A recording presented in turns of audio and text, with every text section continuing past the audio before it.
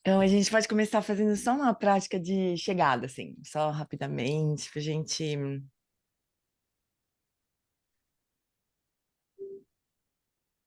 recolher a atenção de todos os lugares, de todos os tempos, na inspiração, e soltar dentro do corpo na expiração.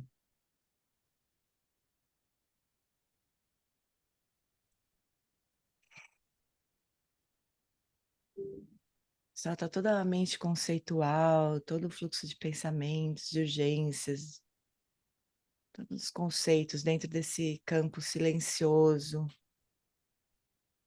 das sensações táteis.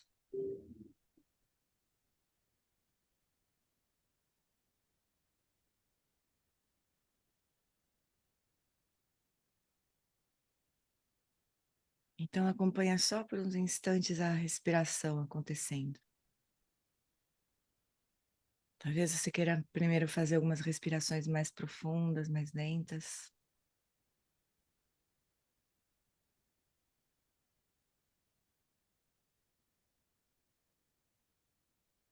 E aí deixando que a respiração volte ao ritmo natural.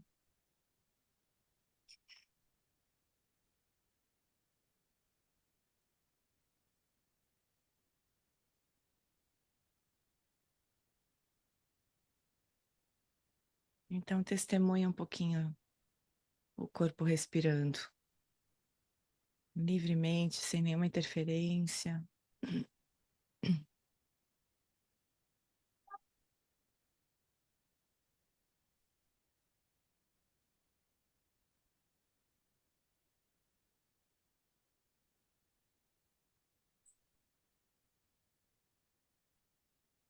Então agora estabelece a intenção de se encontrar aqui com a sabedoria da Lama Elizabeth, se encontrar com a nossa Sangha, para a gente estudar o Dharma juntos.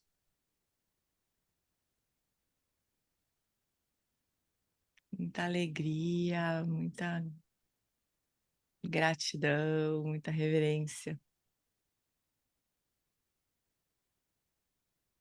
E a gente pode ir, então, abrindo os olhos. Me deu muito calor agora.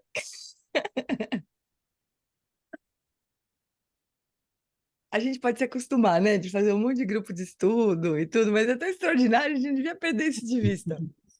É muito extraordinário, né? A gente se dispor a abrir um espaço no nosso dia para estudar o Dharma, né? Então tá bom. A Ivone tá sem vídeo. Tá bom, meu bem, não tem problema.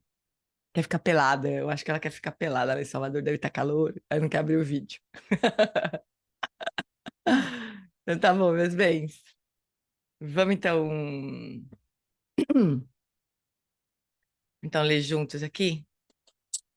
Começar o capítulo 3. Eu nem tô acreditando assim, na velocidade que a gente tá indo. Normalmente a gente demora uns meses para avançar um capítulo, mas aqui os capítulos são curtinhos, né? Então vamos lá. Empurra e puxa do eu, explorando a natureza do eu e do outro. Então até agora temos seguido o príncipe Siddhartha, obviamente, em sua exploração da natureza do sofrimento. Nós ouvimos buscando respostas no mundo das coisas e não encontrando nada que tivesse valor duradouro. Ele entrou em estados alterados de consciência por meio de práticas de meditação que objetivavam transcender a realidade física, mas nenhuma delas, tô vendo o chat aqui, mas nenhuma dessas práticas visava a natureza do sofrimento e ao caminho para a verdadeira felicidade interior. O príncipe esgotou todas as visões, pressupostos e possibilidades. A gente precisa lembrar que o Siddhartha, nesse tempo, ele estava cercado por grandes yogis, né? Com diferentes métodos e diferentes realizações. E logo que ele encontrava um mestre, recebia instruções, colocava em prática, ele chegava na mesma realização daquele mestre, ele via que não era aquilo que ele estava buscando. E aquilo ainda não era a liberação completa do sofrimento. Isso é muito extraordinário, né? Pensa, Só rapidinho, vou fazer um comentário aqui rapidinho. Pensa, o Lama Santos sempre fazia uma piada com isso aí, ele falava assim, imagina um monte de vaca pastando, né? Ah, tá todas as vacas lá, super ocupadas, comendo grama, né? Aí uma delas, uma hora, levanta a cabeça mais um pouco assim, olha pro lado, fala, mu, e continua olhando assim. Aí, mu, como se de repente uma dessas vacas se desse conta de alguma coisa que ninguém tava percebendo, né? E aí assim, o Buda, ele, o Buda, que na época ainda não era o Buda, ele recebeu ensinamentos, assim, muito sofisticados de treinamento da mente, né? De meditação, de estados muito avançados de absorção meditativa. Só que ainda dentro do Sansara. Só que ele sacava isso, do nada, ele não tinha uma referência, não tinha um Buda anterior na vida dele ainda, né? Naquele momento. Essa é uma das leituras da história do Buda, né? Existem outras, mas uma delas é essa, é um ser humano que estava buscando, né? Não é que nem a gente, né? Que tem um mestre que está melhor que a gente, que vai nos levar à iluminação.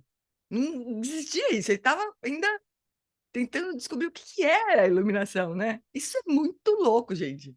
Você imagina, gente, assim, a inteligência, né? A intuição que ele tinha também de que aquilo não era a liberação do sofrimento. Ele chegava naquele ponto e falava, meu, mas ainda me perturba, ainda, sei lá, qual que era a referência que ele tinha. Mas ele sentia que não era a liberação ainda, né? Isso é muito louco, gente. A gente acha muito normal, mas não é. Oi, Lu. Gente, inclusive eu comecei a ler o livro, acho que foi a Parceria Humana que falou do livro sobre o caminho do Buda. Eu não sei se é o Ah, nome, do né? Thich Nhat Hanh? Como Do Thich Nhat Hanh, né? Ai, é. E aí é exatamente isso, né? Ele vai tão rápido e atinge tão rapidamente o estágio dos mestres que os mestres falam: Ah, então você fica no meu lugar, porque você é extraordinário, fica no meu lugar. Ele falou: Não, porque é muito muito comovente obrigado, né? isso. É muito comovente, né? Porque os mestres, eles reconheciam, né? Que o Buda já tinha ido além até, ou que aquilo não era suficiente. Aí muitos deles se tornaram alunos do Buda depois, discípulos do Buda. Isso é super bonito, né? Gente, uma série indiana que vai começar super gozada, porque tem todas aquelas dancinhas indianas, é muito engraçado. E ela é super longa também. Ai, meu Deus, como é que eu vou recuperar isso aí? Eu nem sei se eu tenho ainda, mas é uma série longa, assim, deve ter uns, sei lá, uns 40 capítulos. E a legenda é horrorosa, que é do hindi. E o pior que não dá nem pra gente consertar, porque é falado em hindi, né, a série. É indiana mesmo, bem Bollywood. E mas é super legal, porque tem muita besteirada, assim, meio que a gente nem entende direito, que é meio cultural demais, assim. Mas tem muitas cenas bonitas, assim, desses professores, depois pedindo para ser alunos do Buda. O ator que fez o Buda nessa série, ele se transformou num budista, assim, ele incorporou o Buda, ele se iluminou ali, né, fazendo a série. Eu vou ver se eu consigo recuperar, se tem alguma maluca. Ô, Pati, você não tem Patrícia, você não tem por acaso, né, esses vídeos? Você lembra que a gente... Lembro. Lembro, G, mas eu não sei. Eu tenho que dar uma xeretada também. Se eu achar, eu Tá, aviso. é compridão, assim, acho que eram uns não sei quantos CDs, DVDs, sei lá, na época, né, que a gente tinha DVD. É um barato. Se a gente achar, a gente manda pra vocês um jeito aí de vocês baixarem. Porque é bonito a gente ver as imagens, né? Porque a gente falta isso pra gente um pouco, né? De imagens. Tem muitas coisas hoje sobre a vida do Buda e tudo mais, mas é legal a gente ter umas imagens, assim, né? De quando o Buda morreu, assim, de como que foi aquela situação, né? Shariputra, todos os grandes discípulos dele, o Ananda, né? É bonito de ver. Vamos ver se a gente acha. Mas era isso, tinha essa humildade desses mestres, né? Eles eram verdadeiros mestres, né? E tinha essa humildade de ver que o discípulo passou, né? E que não tem mais nada para te oferecer. Então, vai procurar não sei que pessoa. Às vezes eles indicavam outra pessoa, né? Outro mestre. É muito bonito isso daí de ver. Mas isso era maravilhoso, porque o Buda não tinha outra referência, ainda assim ele sabia que não era aquilo, que aquilo ainda era, né, ainda estava dentro do reino dos três reinos. Porque assim, a gente tem dentro do Sansarão, né? Do grande Sansara, A gente tem 3 grandes reinos, né? O reino do desejo, que é esse nosso, aqui onde estão todos os 6 reinos que a gente ouve lá, os deuses, os deuses mesmo, os deuses guerreiros, os humanos, os animais, os fantasmas famintos e como é que é? Reinos dos infernos. Então, a gente tem os 6 reinos dentro do reino do desejo, né? Mas esse é o reino do desejo. O próximo reino, um pouco mais sutil, é o reino da forma. E depois ainda tem o reino da não forma.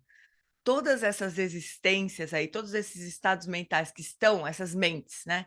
Que estão no reino da forma e da não forma, são estados de absorção meditativa bem sutis. E esses grandes mestres, eles iam cada vez mais profundo nos reinos ainda, dentro do Sansara. Eles atingiam o reino da forma. O Buda chegou na... O Buda fez tudo isso, mas o que ele entendeu que era que ia levar à liberação era chegar no limite entre o reino da forma e do desejo, né? Do reino do desejo, essa mente nossa, e o reino da forma, chegar naquele limite que atinge Shamatha, e com essa mente que atinge o Shamatha, mas que está ali bem na fronteira ainda, fazer as práticas de Vipassana, investigar a natureza das experiências do eu, blá, blá, blá, atingir a realização da vacuidade, partiu Nirvana, né? Pelo menos. Mas esses mestres, eles iam embora pro reino da forma, da não forma, e chegavam no pico, como diz o Lama Wallace, na cobertura do Sansara. Só que é Sansara ainda, né? Então, quando a mente se perturbava por alguma razão, né, caiu de novo. Então, era isso que os mestres, esses grandes yogis faziam. Eles iam muito além nos dhyanas, nos samapatis, se não me engano, que são os estados do reino da não forma. Eles iam super fundo. Só que não era liberação ainda. Eles estavam dentro do Sansara, né? E o Buda sacou isso. Genial, né? Siddhartha não era fraco. Os reinos... Então, são 3 grandes reinos. Do desejo, da forma e da não forma. Né? 3 grandes reinos. Dentro do reino do desejo, que é onde a gente está, tem o reino dos deuses guerreiros. Tá anotando aí, Lu? Desejo, forma e não forma, exatamente. E dentro Gê, eu tô imobilizada aqui, ó. Eu não consigo anotar, por isso que eu pedi se alguém conseguisse anotar no chat para mim. tá bom.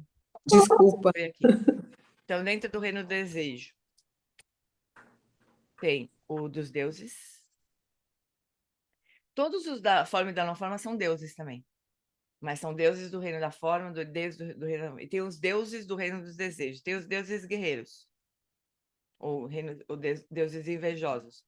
São poderosos, mas não são tão poderosos quanto os deuses. Eles morrem de inveja. A representação é super engraçada. Deixa eu só terminar de escrever, que não sei fazer 2 coisas ao mesmo tempo. Animais, fantasmas famintos.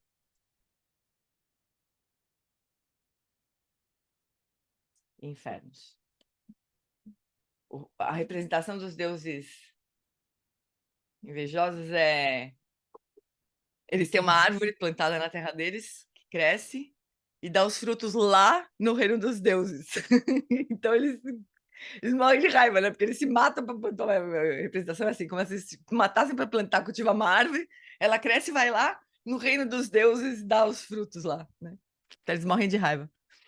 Deuses e semideuses, os deuses guerreiros seriam semideuses, mas pode ser, seriam, Juju. Mas tem os deuses, pode chamar invejosos, sei lá, vários nomes, né? Os deuses guerreiros aí. Mas o fato é que eles são os deuses, todo-poderosos, sim, mas os deuses são mais poderosos. Então eles querem o lugar dos deuses, eles não se contentam com o que eles... Então eles estão sempre tramando coisas contra os deuses, e sempre quebrando pau entre eles também.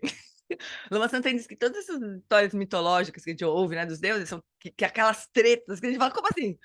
É um deus que briga tanto assim, né? É tudo deuses guerreiros. Vivem arrumando treta uns com os outros. Mas são reinos poderosos, né? Mas tem uma dança de cadeira desgraçada entre todos os reinos, porque tudo Sansara. A hora que o karma para aquele renascimento se esgota naquele reino, a mente vai para onde tem que ir. Pode ir direto do reino dos deuses para os infernos, que é o que normalmente acontece. diz o Lama Santen. Que os deuses, quando eles percebem que eles vão morrer, eles percebem, né? Porque eles têm uma mente muito sutil, eles têm várias habilidades que a gente não tem, né? Eles percebem que eles vão morrer, os outros percebem que o colega vai morrer, aí eles começam a se afastar, porque aquilo dá medo para eles, né? Eles têm uma vida maravilhosa, eles não querem perder aquilo, né?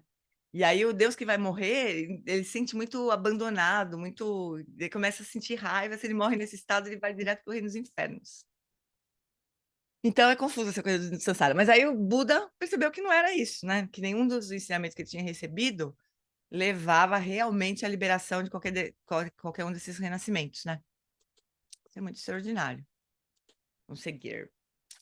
Então, o príncipe esgotou todas as visões, né, desses mestres, pressupostos e possibilidades. Livre até mesmo da noção de iluminação, o príncipe descansou na mente de uma pergunta aberta.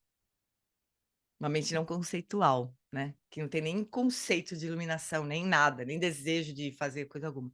Ele tinha confiança de que alguma coisa extraordinária estava prestes a acontecer. Enquanto estava sentado sob a árvore Bodhi, lá em Bodhi Gaya, o mundo inteiro se abriu para ele. Foi assim que o príncipe atingiu a iluminação e se tornou o Buda, o desperto. É possível dizer que seu despertar brotou da mente amplamente aberta da sua própria pergunta. Que bonito, né? A pergunta aberta. O Buda percebeu que sua busca de uma resposta sobre o fim do sofrimento pressupunha um eu, que estava em busca de felicidade, mas que estava assombrado por sua extinção. Ele entendeu como tentamos manter a presença familiar do eu, seja o que for que isso signifique para nós a cada momento.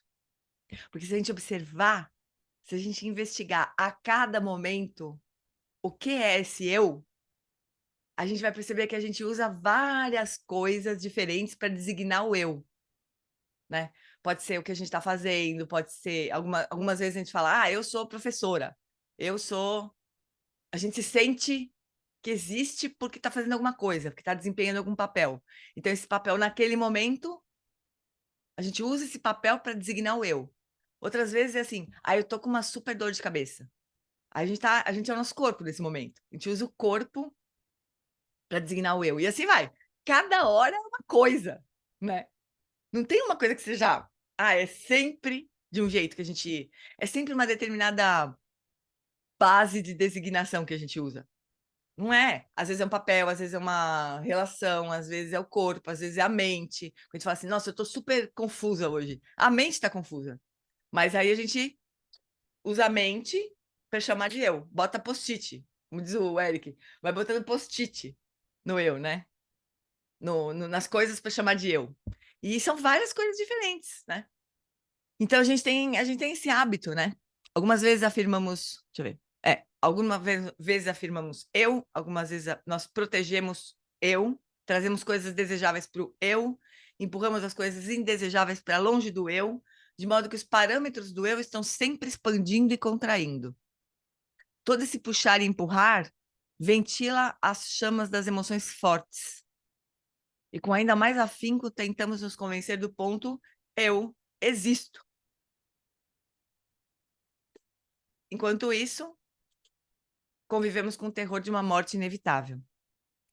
Avaliamos, organizamos e lutamos com tudo aquilo que encontramos em uma tentativa de provar a existência de um eu, de proteger esse eu, né, de agradar esse eu. É esta a relação que temos com o nosso mundo. Tente visualizar o seu mundo sem o empurra e puxa do eu, com todas as suas preferências.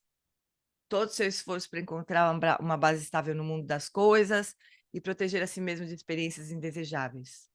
O que aconteceria se, em vez de organizar o mundo para se ajustar, ao eu, parássemos de manipular tudo e simplesmente permanecêssemos presentes para a nossa vida? Isso a gente podia guardar para a gente praticar durante a semana, né? Pelo menos notar assim, o quanto de esforço a gente faz. Lembro o Mingyur Rinpoche, acho que talvez a primeira vez que ele veio para o Brasil. Desculpa, no auditório, ele perguntou assim: Por que vocês se mexem na cadeira? Ele perguntou, né? Aí todo mundo falou assim, é porque a gente se mexe toda hora. Você vai falar assim, deixa eu me ajeitar aqui, né? Por que a gente se mexe na cadeira? Aí ele ficou perguntando, aí todo mundo, porque tá desconfortável, porque dói, não sei o que lá. Se pergunta mais bestas, né? Porque pergunta besta, aparentemente, né?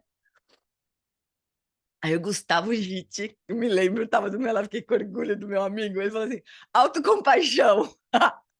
Aí o Mingo, poxa, sim, autocompaixão. A gente tá o tempo inteiro fazendo isso. Das coisas mais simples, a gente fica se perguntando, discutindo o que é autocompaixão, o que é, né? Mas ele fala, até quando a gente ajeita o travesseiro na cama de noite, isso é autocompaixão. A gente tá tentando, de algum jeito, se sentir mais confortável, né? Se livrar de algum desconforto. Toda hora que a gente se mexe na cadeira, a gente tá tentando se livrar de um desconforto, né? Buscar mais conforto. A gente tá fazendo isso o tempo inteiro. O tempo inteiro. Então, é autocompaixão, né? Mas é o empurra e puxa, como a Lama tá chamando aqui, infinito, porque a gente não para. A gente não para. A gente tá o tempo inteiro fazendo alguma coisa, tentando ajeitar o mundo de algum jeito para se sentir melhor. Né? De uma forma bem assim, bem básica até as coisas mais sofisticadas, né? Comprar um apartamento, sei lá. As várias coisas que a gente faz para se sentir melhor, né? Ter mais segurança e tudo mais, né? Do ponto de vista mundano, né? Tá se referindo aqui. Mas isso pode até infiltrar a nossa prática do Dharma, né? Tem um livro muito bonito do Dzongzar, chamado Não é para a Felicidade, né? Que fala que o Dharma, a gente não estuda o Dharma para ficar para o Sansara ser mais bonito, né? Não deveria ser assim, mas a gente faz isso também. Então, esse nosso desejo de transformar a autocompaixão é boa, assim, claro que é, certeza. Mas o ponto, Ju, é que isso não tem muito limite, né? A gente se ocupa o tempo inteiro com isso, assim. É claro que a autocompaixão é boa, mas o ponto não é fazer ou não fazer alguma coisa para se sentir melhor. O ponto é o automatismo, é o limite, né? Quanto que a gente gasta de esforço procurando ajeitar o Sansara. É isso que é o ponto, né? Ai, meu Deus do céu. Deixa eu dar um perdido nessa pessoa. Então, esse que é o ponto. Mas é claro que é necessária. Lógico que a gente precisa, né, se cuidar, até porque a base da compaixão também é a mesma coisa, na verdade. Mas o ponto é o automatismo. E essa proposta da Lama aqui. O que aconteceria? Porque nesse processo de autocompaixão, a gente vai solidificando cada vez mais a noção de um eu que precisa ser cuidado, que precisa ser protegido, que precisa ser. Estou gravando, Ana. Depois eu passo o link. Você quer gravar também aí? É isso? Ana Verena? Não, eu tava só trocando a minha câmera. É que saiu uma pedido para gravação aqui, eu vou rejeitar, então, tá? Tá, foi sem querer, desculpa. Não faz mal. Então é isso também, né? Aqui qual que é a proposta da Lama, né? A gente começar a perceber de que maneiras a gente solidifica mais ainda essa sensação de que existe um eu isolado de todo o resto e que precisa ser protegido e, né? Então a proposta é essa. Como é que seria se a gente não fizesse isso? Por um tempo, não é para sempre, né? Claro que a gente vai se proteger, a gente vai se fazer tudo que precisar para continuar vivo, por exemplo, né? Mas o que aconteceria se, em vez de organizar o mundo para se ajustar ao eu, nós parássemos de manipular tudo e simplesmente permanecêssemos presentes para a nossa vida? Uma prática isso, né? Perceber esse empurra e puxa, que o eu faz. O gosto, não gosto. Se vocês estudarem um dia, se estiverem... Para quem já estudou a Roda da Vida, né? Quem quiser um dia estudar, a gente pode marcar um dia só para fazer isso, dar uma olhada na Roda da Vida, mas tem muitas coisas na internet, do Lama Santen, dos tutores, sobre estudo da Roda da Vida. Então, os 12 elos que vão explicar todo o nosso percurso no Sansara, né? Tem um elo sétimo, que é geralmente o único... a partir do sétimo elo que a gente começa a perceber esse processo acontecendo. Antes disso, a gente não tem muita consciência. Mas o sétimo elo é assim: a gente divide o mundo entre gosto disso, não gosto disso, isso aqui eu nem sei que existe, né? Então, gosto, não gosto, tanto faz. O gosto vai gerar apego, o não gosto vai gerar aversão, e o tanto faz vai gerar uma indiferença ou uma ignorância, né? E a gente vai passar a conduzir a nossa vida no sentido de ter mais coisas do que a gente gosta, menos do que a gente não gosta, e a gente não vai perceber uma porrada de coisas. Vai ter uma prática de meditação analítica dos 12 elos no CEB São Paulo em 8 de junho presencial. Presencial limita um pouco, né, Juju? Podia transmitir, né? O que vocês acham? Olha eu enchendo o saco. A Ju tá lá na Espanha. Como é que ela vai fazer isso, né, Ju? Fala, vai, sou folgada, vai lá e transmite você, né? Mas podia pedir para transmitir, daí se transmitir, eu aviso aqui. Se transmitir, eu aviso aqui. Se não, quem quiser ir, dia 8 de junho é quinta. Ah, é feriado. Dia 8 de junho é feriado. Por que feriado 8 de junho? Corpus Christi. Porcos tristes. Alguns transmitem, depende do facilitador, né? Se tem computador, se não tem, se tem a mãe de ligar a internet, se não tem, sei como é que é essa parada. Mas se tiver, eu aviso. E se não tiver, quem quiser ir, é no CEP São Paulo, né? No Paraíso. Saudades. Bom, então a gente passa a vida inteira fazendo isso. Essa história da nossa vida. A gente pega tudo, a gente começa a observar tudo. Isso aqui eu gosto, isso aqui eu não gosto, isso aqui tanto faz, nem vê. E a gente começa a querer se aproximar do que gosta, se afastar do que não gosta. E assim a gente passa a vida inteira fazendo isso. Claro que de formas muito sofisticadas, né? Às vezes de formas menos sofisticadas, mas é isso que a gente faz. Então, o que a Lama está dizendo aqui? Observa o sétimo elo, é isso que ela está falando, né? Observa, empurra e puxa. O empurra é aversão, o puxa é apego. Observa isso acontecendo e não faz nada. Percebe essa energia de querer se aproximar, de querer se afastar, né? Isso é uma zona de arrebentação, amores, de onda. É zona de arrebentação de onda. Esse gosto, não gosto, empurra e puxa aí. Se a gente puder ir além da zona da arrebentação, né? Vai acontecer, as ondas vão continuar quebrando lá, mas a gente pode ir além da zona de arrebentação, pelo menos, né? Vai ficar bebendo menos água, né? Porque não é que a gente bebe água em zona de arrebentação. No Rio de Janeiro, por exemplo, é impressionante. Eu tenho a impressão, uma vez quase minha irmã se afogou no raso, porque de repente tinha um buraco, as ondas tudo.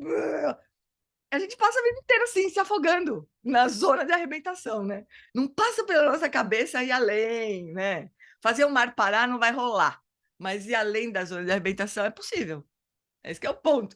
Mas primeiro a gente precisa perceber que a gente está bebendo água, que a gente está na zona de arrebentação, né? Acho que é isso que a Lama tá sugerindo aqui primeiro. Ô, Lu, o que você fez no braço agora que eu estou pensando aqui? O que aconteceu? Você machucou? Eu fiz uma cirurgia de câncer de pele no ombro, gente. Oxi! E aí eu tenho que Nossa, ficar com o Lulu. braço colado no corpo para não movimentar, Nossa. porque o corte foi grande, mas não é nada sério, é aquele câncer que tirou, resolveu, sabe? Ai, que bom.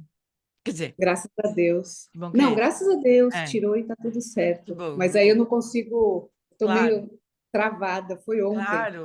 Nossa. Tá bom, Lulu, se cuida aí, Mas tô querida. adorando estar aqui, tô Que adorando. bom, que bom, que bom, que bom. Então tá, então é isso. O que aconteceria se, em vez de organizar o mundo, ficar tentando, né? Ficar lá na zona de arrebentação tomando água, vocês ou nós, ou a gente pode mergulhar também, ou a gente pode ir além da. Ou então só ficando bebendo água mesmo, perceber que tá bebendo água, né? Também é uma boa prática. Permanecer presente desafia as nossas tendências reativas habituais. Você provavelmente reconhece esse cenário. Você está sentado à mesa de um jantar, ou está numa sala cheia de pessoas, quando de repente tudo fica em silêncio. O espaço parece estar grávido, cheio de possibilidades. Então alguém, podendo inclusive ser você, se sente oprimido, desconfortável e simplesmente precisa falar. É assim que nós lidamos com momentos grávidos. Ai, puta, eu acho essa Lama maravilhosa. Como ela tem. Eu não sei o que acontece com esses professores, né? Eles têm um dom de transformar em palavras as coisas mais legais do mundo. Então, é assim que nós lidamos com momentos. A gente não aguenta, né? Não controlar alguma coisa, né? A gente controla até essa respiração. O Lama Nossa, ele fala, né? Quando a gente faz prática de chamata com foco na respiração, né? A gente tá lá observando a respiração. Mas a gente começa a controlar, a gente começa a puxar o ar. Aí ele fala: Procura deixar a respiração livre, sem qualquer interferência. E a primeira pergunta que as pessoas fazem é essa. Olha, eu não consigo não controlar a respiração. E é isso. Aí ele fala, tudo que a gente olha de perto e pode controlar, a gente controla. Então a gente tem esse hábito, né? Como é que a gente poderia se livrar desse hábito? Então, no silêncio da prática de meditação, no silêncio numa sala, né? A gente se sente oprimido, desconfortável, tem que fazer alguma coisa, falar. É assim que lidamos com momentos grávidos. Tentamos fugir deles por meio da contínua recriação do eu. Não estamos acostumados a testemunhar a nossa própria experiência, a experiência da vida, da nossa vida, sem colocar uma tampa nela, manipular, chegar a uma conclusão a seu respeito, ou agregar algum sentido a ela, comentar, querer mudar, a gente não aguenta, né? Mas agindo assim, alguma vez chegamos a ter uma experiência plena? Alguém atingiu iluminação fazendo isso? Né? O Buda queria uma experiência plena, queria ver o que aconteceria se ele parasse de tentar escapar do presente, esforçando-se em oferecer segurança ao eu. Imagine-o agora sentado sob a árvore bode. Aí, subtítulo aqui, não há eu no corpo. O Buda começou a procurar o eu. Falou, onde é que está esse eu que eu fico querendo tanto resolver? De onde vem essa vontade de controle do ser humano? De hábitos de todas as nossas vidas anteriores. É puro hábito. Tem nada... Tem um eu, a gente sente que existe de uma forma separada do resto, portanto, como a gente está separado, a gente precisa se proteger. Vem basicamente disso, a gente quer se proteger, a gente quer continuar existindo, é um apego à vida, realmente, né? A gente acha, e faz parte da nossa ignorância, como a gente não se reconhece como aquilo que nós somos, como que nós somos, né? Consciências de Buda, a gente acha que tem um eu separado, e daí eu preciso me cuidar, porque senão esse eu vai morrer. O eu nunca quer morrer, né? O que vocês acham? Medo da morte. Medo da morte, medo da extinção. E não é só isso, né? É sempre uma busca por mais prazer e por menos dor. No limite, cuidar da própria existência. Mas muitas coisas não são para existência, né? Mas são para ter mais prazer. É isso aí. Olha, a roda da vida, essa coisa dos 12 elos, do 7º elo, e de passar os outros quantos? 5? Até que chega a morte, né? Que é o 12º. É quase toda a nossa vida. É quase toda... É que assim, a roda... É bonito o jeito que o Lama... Tem muito jeito de explicar a roda da vida, né? Os 12 elos, inclusive. Mas a forma como o Lama Santo explica é muito prático, assim. Como se a gente visse isso acontecendo toda hora. Como se esses 12 elos girassem como se tivessem várias rodas da vida girando ao mesmo tempo. Cada vez que a gente se encanta com uma ideia, ou vê alguma coisa que gosta, e daí quer segurar, girou a roda da vida. Cada vez que a gente vê alguma coisa que a gente não quer e tenta se afastar, girou a roda da vida. Então tem toda uma... É como se fossem várias rodas da vida girando ao mesmo tempo, né? Até que tudo... No 12º é um 12º geral. Cai tudo por uns instantes. Daqui a pouco surge um ser lá no bardo que começa a girar a roda da vida outra vez, assim vai. A roda da vida do Sansara, né? Então, muitas coisas são para ter prazer. É o 7º elo lá, comandando. Gosta, não gosta, tanto faz, né? Aí, claro que depois, lá, em algum momento, vai surgir o medo da morte. A gente vai tentar controlar as coisas, mas pode não ser tão extremo assim, né? Pode ser simplesmente para ter mais prazer, para ter menos dor. A gente passa fazendo esforço a vida inteira, né? Tentando agradar o eu, né? Mas aí, cadê o eu? Essa que é a pergunta. O Buda vai direto ao coração da questão, que, claro, é o eu. O Buda procura o eu. Onde que ele habita? Onde ele está? Ele tem parâmetros? Sei bem o que... Bom, ele tem características. Normalmente definimos o eu por tudo aquilo que não somos. Mas onde que nós, de fato, desenhamos essa linha? Onde que nós terminamos e onde o nosso universo começa? O Buda está apenas no aquecimento. Ele começou a se perguntar, cadê esse eu, afinal de contas? Né? Aí, essa frase é importante. Normalmente, a gente definimos o eu por tudo aquilo que não somos. Então, muito da prática vai ser, não, o eu não é isso, o eu não é isso, o eu não é... A gente vai se vivendo tudo que não é, até que sobra o que é. Essa é mais ou menos a estratégia do Buda, porque a gente não sabe o que é mesmo, né? Se a gente soubesse, tudo bem, eu sou tal coisa, né? Beleza, já vai direto para a resposta, mas não é? Então, não sou isso, não sou isso, não sou isso, blá, blá. Sobra o que é no fim, se tudo der certo. O Buda olha para o seu corpo físico. O eu parece residir dentro das fronteiras da forma física, mas ele observa a inalação ou a inspiração e a exalação da sua própria respiração. Uma troca entre os mundos interno e externo. Sua atenção se volta para a comida que o sustenta. Mais uma vez, dois mundos se unem. Ele sente os elementos externos, de espaço, ar, fogo, água e terra, entrelaçarem-se com o tecido do seu ser físico. Ele percebe esses elementos no próprio corpo, esses elementos externos tendo representantes no próprio corpo. Ele testemunha a continuidade da sua linhagem ancestral e todos os constituintes que deram existência à sua forma física. Ele conclui que o corpo não existe isoladamente. Ele surge na dependência do outro, de vários outros. Desde o ar que a gente respira, a comida que a gente come. E aí, assim, é uma rede, amores, imagina a rede de interdependência da comida, por exemplo, né? Para chegar um suquinho lá na mão da parte que está tomando ali. Quantos seres não foram necessários para esse suquinho estar lá na mão da Paty para ela tomar, né? Então a gente vai vendo que tem uma rede imensa, infinita. E daí os elementos, né? Os elementos, espaço, ar, o próprio ar, o fogo, calor do nosso corpo, né? Representando pai de fulano, filho de fulanita, trabalho na empresa. A gente se define por infinitas coisas que a gente não é aquilo só, né? E a principal conclusão aqui do Buda é que o corpo não existe isoladamente. Ele surge na dependência do outro, em infinitos outras coisas, outras pessoas, outras situações, né? O Buda sente o peso do seu corpo sustentado pela terra abaixo dele. Nós temos a tendência a pensar que se algo é sólido e substancial, deve existir separado de outras coisas. Nós podemos pensar, eu posso tocar o meu corpo, parece uma coisa. Como que você pode dizer que não existem fronteiras entre o meu corpo e todo o resto? Ele tem uma forma e quando tocamos parece real e sólido. Mas o Buda entende que a densidade, a tangibilidade ou a forma de um objeto não fazem com que ele tenha mais qualidade de coisa ou coisitude. É um inferno em inglês, né? Porque a gente... A Lia tentou trazer para o português esse negócio, né? Porque isso aqui deve ser thingness. Porque o inglês tem essa coisa de colocar um ness no final de qualquer coisa e aquilo vira uma outra coisa. Então, coisitude, assim, é o que faz com que uma coisa seja uma coisa, né? A natureza da coisa, assim, a essência da coisa.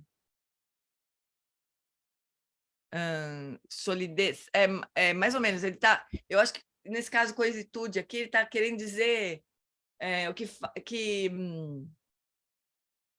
não é só solidez, isso pode ser uma das características da coisa, né? Mas coisitude, assim, que faz com que alguma coisa seja uma coisa. Uma objetificação, vamos dizer, né? O fato de ela ser tangível, sólida, densa, blá, blá, blá, não faz com que ela tenha mais... seja uma melhor candidata a ser uma coisa do que outras coisas. É difícil esse negócio. Quando chega nesse concretude, concretude, ou transformar aquilo num objeto mesmo, sabe? Separado de todo o resto. Vamos andar, a gente vai. É mais ou menos isso, ó. Tem tudo que vocês disseram, concretude, solidez, blá, blá, blá, mas não necessariamente, porque, por exemplo, a gente pode pegar um pouco d'água, que não é sólida, não é nada, é água, faz isso aqui é uma coisa, entende? Transformar coisas, fazer surgir coisas, independentes do resto, do que não é a coisa. É isso que ela está querendo dizer aqui. Então, um pouco as sensações que sentimos por meio do contato com os objetos faz deles mais ou menos reais. Por exemplo, nós podemos nos furar com uma agulha, mas a sensação pontiaguda que percebemos confirma a coisitude do corpo. Na verdade, só podemos sentir quão pontiaguda é a agulha na dependência da própria agulha. Então, a experiência que a gente tem de corpo, nesse caso da agulha, por exemplo, a gente pega a agulha e se fura, né? Assim, eu furei o meu corpo. Meu corpo existe, porque afinal de contas eu furei o meu corpo. Mas se a gente for achar que o corpo existe porque furou e sentiu, a gente fala assim, bom, então depende da agulha, porque se não fosse a agulha furar, você nem sentiria que tem corpo, né? Então, todas essas sensações que a gente tem, e que por isso a gente diz que o corpo existe e tal, depende de outras coisas. O fato de podermos sentir o objeto não prova que ele tem existência independente. Na verdade, é o contrário. Se a gente pode sentir o objeto, a gente só sente o objeto porque tem um objeto lá e tem nós aqui, tem uma relação para a gente poder sentir o objeto, né? Na realidade, prova exatamente o contrário, que nada existe separado de outros elementos. Todas as coisas são iguais no que se refere à dependência que tem de outras coisas, sejam quais forem suas qualidades. Então, a Lama está explicando aqui a natureza interdependente de tudo.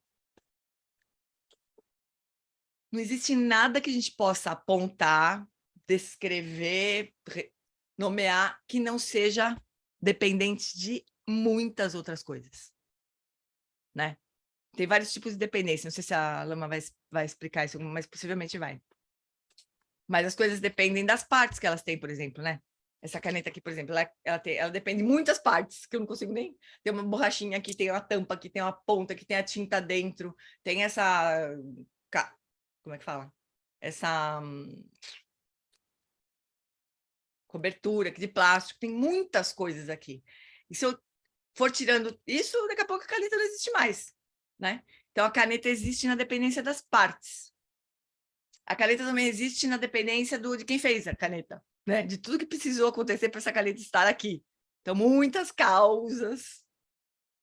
Por exemplo, o plástico, né? Alguém precisava... É impressionante quando a gente começa a fazer isso. Alguém precisou inventar o plástico para essa caneta existir. Imagina o que aconteceu para se inventar. Hoje a gente pega uma caneta e fala, caneta, beleza, nem, né? Obviamente, nem pensa nessa... Mas alguém precisou inventar o plástico, alguém precisou inventar uma tinta. Uma porrada de coisas que estão acontecendo para essa caneta estar aqui. Essa paga ela mesma. Imagina, é super sofisticada essa caneta. Então, muitas coisas precisaram acontecer para essa caneta estar aqui, né? Mas a gente olha para a caneta e fala, é uma caneta. E nem percebe.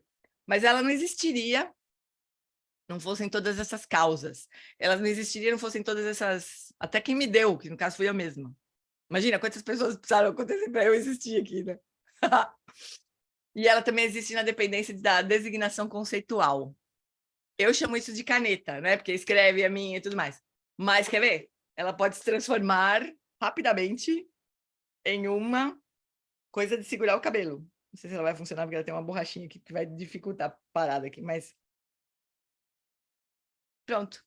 Se transformou num treco de segurar cabelo. Então, agora ela não é mais uma caneta nesse momento. Ela não é mais uma caneta, ela é um treco de segurar o cabelo. É uma aparência da piranha, né? Prima da piranha. E assim vai, quer dizer, a gente chama de caneta. Ontem eu estava vendo o repórter, como que chama? Não é Globo Repórter, é... Um programa que passa tarde para burro. Que era do Caco Barcelos, como que chama? Profissão Repórter, Profissão Repórter. E eles estavam muito interessante, me lembrei muito do Lama Wallace falando sobre designação conceitual, porque ele depende da economia, depende de tudo. Daqui a pouco a gente vai chegar na conclusão que precisa do mundo inteiro em todos os tempos para esta caneta existir. Mas aí, ontem o Profissão Repórter estava mostrando como que está Brumadinho, como que está Mariana, né? E daí eles foram num lugar em Brumadinho, eu acho que é Brumadinho, que foi completamente arrasada, né, pelo crime, eles falam. Eles não falam pelo acidente, eles falam crime. Depois que aconteceu o crime, tal coisa. Então, tem um lugar que foi completamente destruído. Completamente não, tem algumas coisas ainda que existem lá, umas partes de umas construções. E daí eles vão para lá nos fins de semana. O pessoal que teve que ir embora de lá, teve que morar em outro lugar, construir outro, né, outro lugar para morar. Mas nos finais de semana, eles vão para essas ruínas E como se aquilo fosse uma... Você fala, "Bom, eu passo a semana inteira pensando no fim de semana que eu vou vir para cá descansar." E aí, quando você vai ver, é um monte de ruína de casa. Mas eles se reúnem lá, fazem comida juntos, sabe?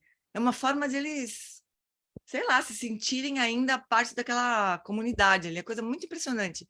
Então, para eles, aquilo continua sendo a casa deles.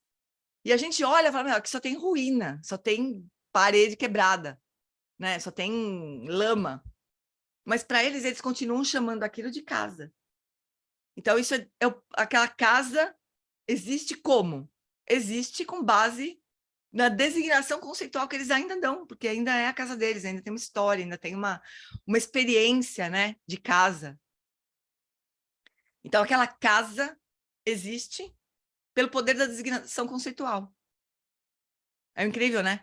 Eu lembrei porque o Lama conta uma história que ele viu também no jornal de um incêndio muito grande, assim. E uma casa que foi completamente destruída pelo incêndio. Mas a pessoa chega e fala assim, olha a minha casa aqui, toda queimada. Mas a casa não existe mais. É uma casa toda... só um monte de cinza.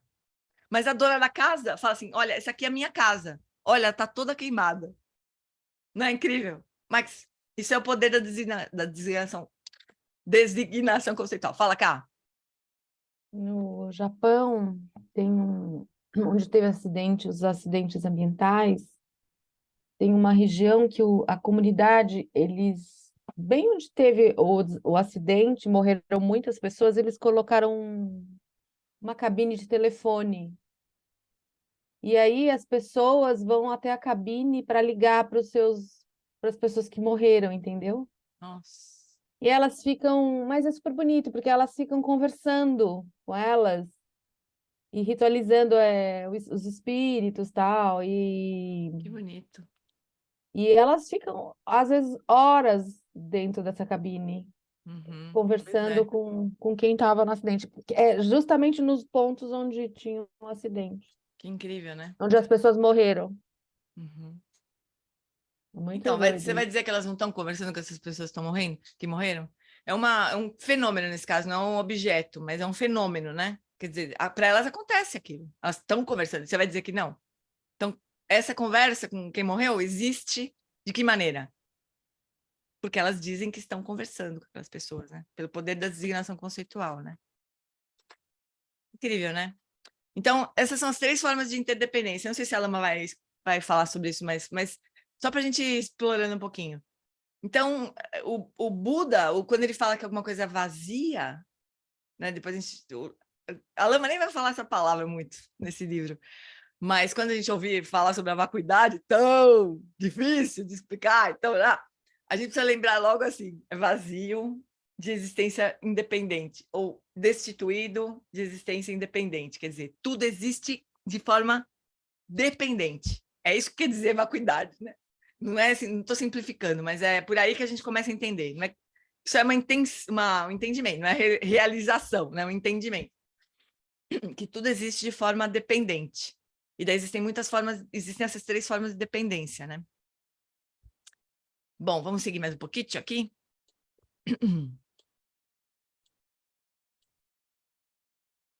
Então, o Buda observa que o corpo não tem forma definida. Se pudéssemos decompor o corpo humano em pedaços e espalhar todos esses pedaços pelo chão, nós poderíamos nos perguntar, onde está... Não, onde esta entidade Eita! Onde esta entidade singular, chamada corpo, está?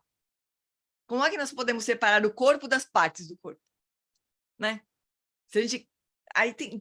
Os textos clássicos têm uma coisa chata de examinação, assim, sabe? De onde que está o corpo? O corpo está na orelha? Não, orelha, não é corpo. O corpo está na orelha esquerda? Não, orelha esquerda, não é corpo. Então, parte por parte, a língua, globo ocular.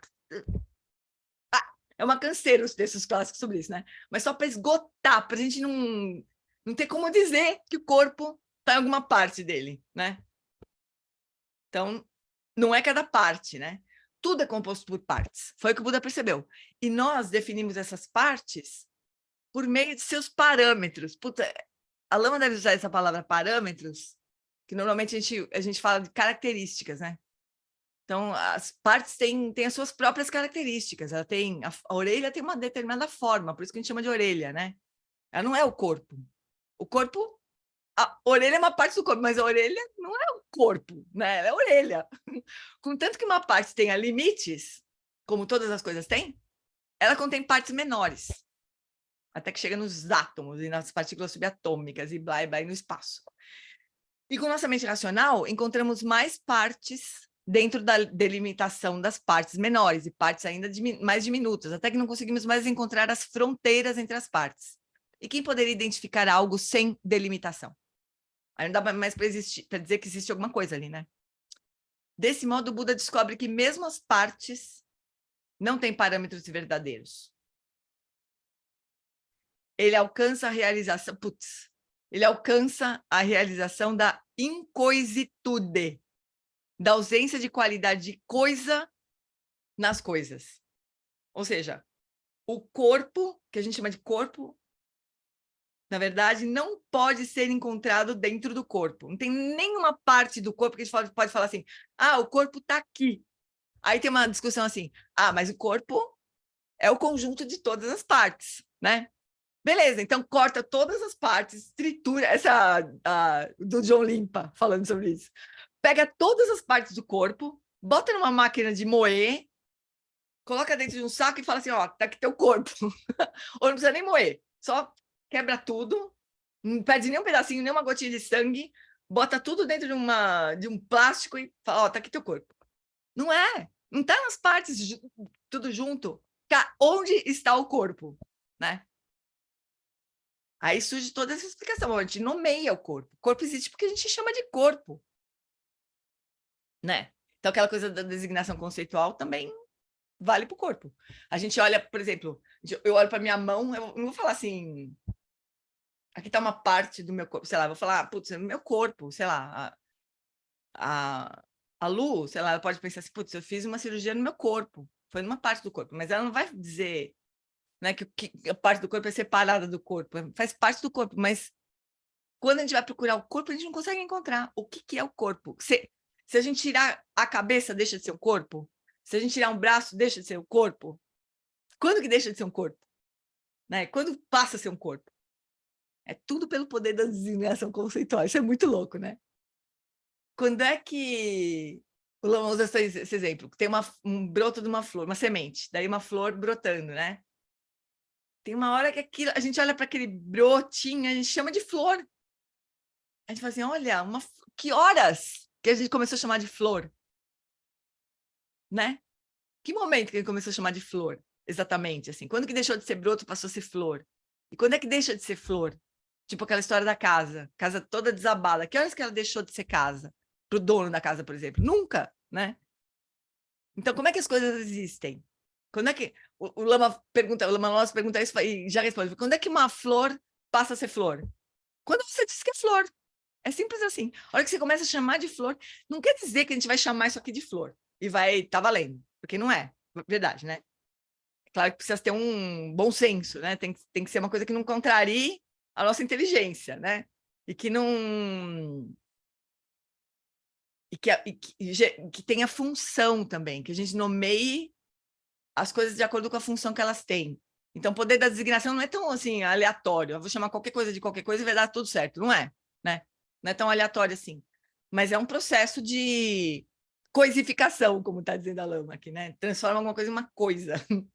E daí, mas só que quando a gente vai procurar essa coisa, a gente não acha, a gente não consegue definir onde é que está. Por quê? Porque depende de partes, porque depende de causas e condições, e depende da designação conceitual. Por isso a gente não acha, não consegue falar assim, não, a caneca está aqui, ó.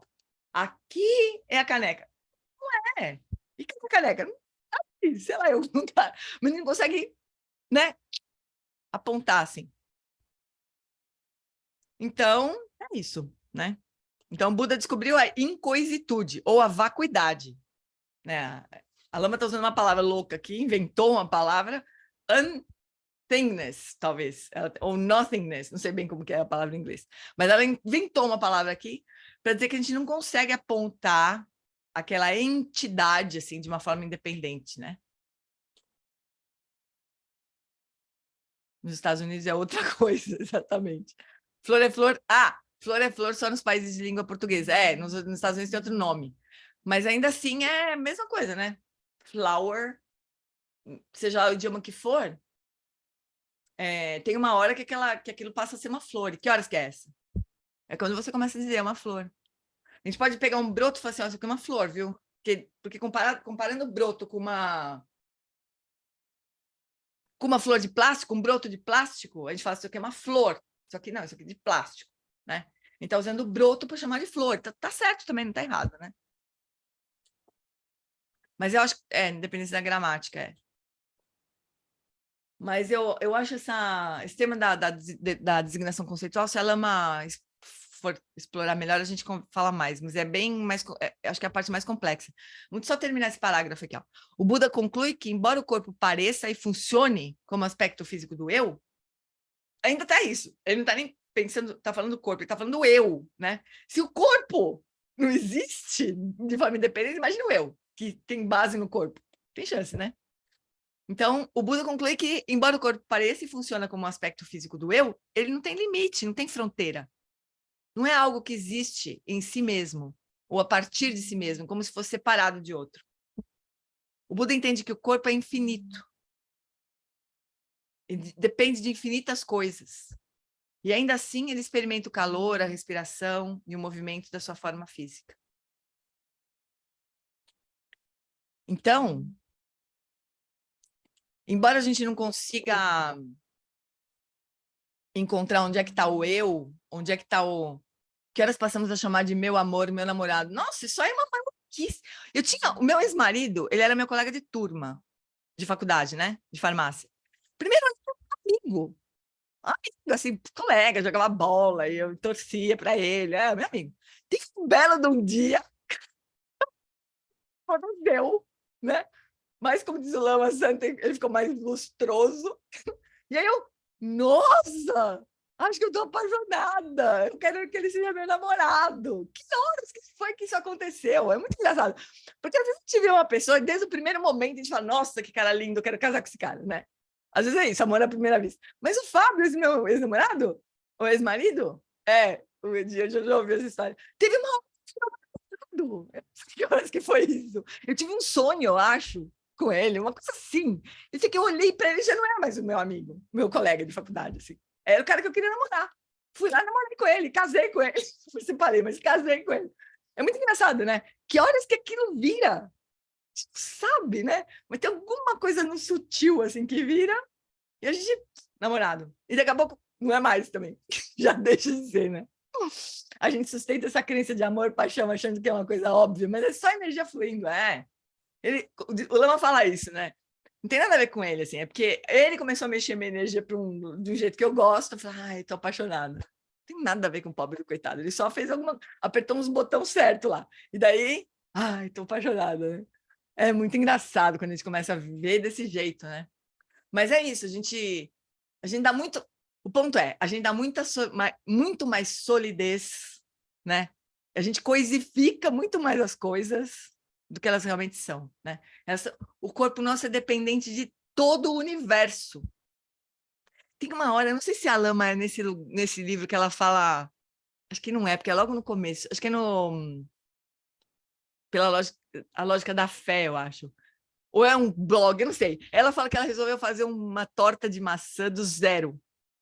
Não é? É a lógica da fé. É na lógica Eu da acho. fé. É super legal isso daí. Depois a gente vai. Pode ser que a gente estude a lógica da fé depois desse, né? Mas como é que faz para fazer uma torta de maçã do zero? Plantar a maçã. Já começa que você tem que pegar semente de algum lugar que está pronta, já existia. Alguma coisa simples já existia, né? Não tem como fazer uma torta de maçã do zero. É muito engraçado, né? Então, nesse sentido, as coisas são todas interdependentes. Portanto, elas são todas vazias de natureza intrínseca, independente. Não é bonito isso? É muito louco, porque quando a gente começa a falar sobre isso, a gente começa a achar que o mundo é toda uma coisa toda entrelaçada, né? Daqui a pouco a gente está olhando para o mundo de outro jeito. Eu acho. É lindo. Bom, meus bens, falando em permanência, por falar em natureza dependente, agora a gente precisa passar para outras naturezas. Tem um infeliz me chamando 200 horas aqui já. Ai! Então, a gente, primeiro, antes de encerrar, a gente dedica os méritos da nossa prática para todos os seres. Para a Lulu melhorar logo. Para todo mundo que precisa mais do nosso amor, da nossa compaixão, das nossas preces. Deixar vocês ouvirem de fundo aqui a... parou. O toque do meu celular é o Claire de Lune. Música linda. A gente dedica os nossos méritos para todos os seres. E para nós mesmos, para que a gente possa atingir a iluminação o mais rápido possível, em benefício de todos. Que a Lama Elizabeth e todos os grandes mestres tenham uma longa vida. E uma infinita paciência com a gente.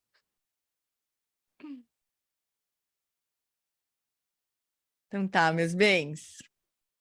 Boa semana, obrigada. Por Obrigada, serem gente. condições e Obrigada. causas para a gente ter esse encontro. Obrigada, gente. Obrigada, Boa semana. Tchau, gente. Beijo. Obrigada. Obrigada, querida.